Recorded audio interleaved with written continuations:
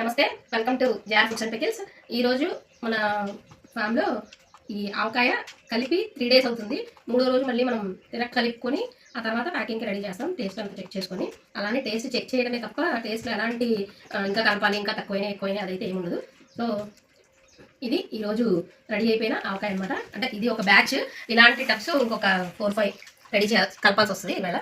So ఈ రకంగా చక్కగా బాగా నిలవ ఉండేలాగా ఇలా ఆయిల్ తేలుతూ, ఆయిల్ పైన ఉండడం వల్ల పచ్చడి ఎన్ని రోజులైనా మనకు సంవత్సరం అంతా సేమ్ ఫ్రెష్నెస్ మెయింటైన్ అవుతుంది.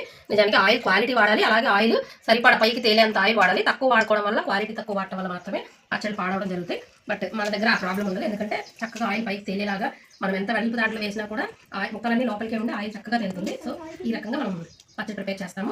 అలాగే గుజ్జు కూడా కలుపుకోవడానికి చక్కగా సఫిషియెంట్గా ఉండేలాగా మన పచ్చడిలో మంచిగా గుజ్జు ఉంటుంది. అలాగే పీసెస్ కూడా అన్ని ఈవెన్ సైజ్లో ఉంటాయి అనమాట. సో ఇది మన దగ్గర రెడీ అయిపోయిన ఆవకాయ బ్యాచ్ ఈ రోజుకి. వీటిలో ఎవరైనా ఆర్డర్ పెట్టుకోవాలనుకుంటే నా వాట్సాప్ నెంబరు, అలాగే www.jiravafoods.com ఈ వెబ్సైట్లో కూడా ఈ ఆవకాయ పచ్చడి అవైలబుల్గా ఉంది. వెబ్సైట్ చెక్ చేయండి, ఇంకేం ప్రోడక్ట్స్ ఉన్నాయో కూడా కనిపిస్తాయి దాంట్లో.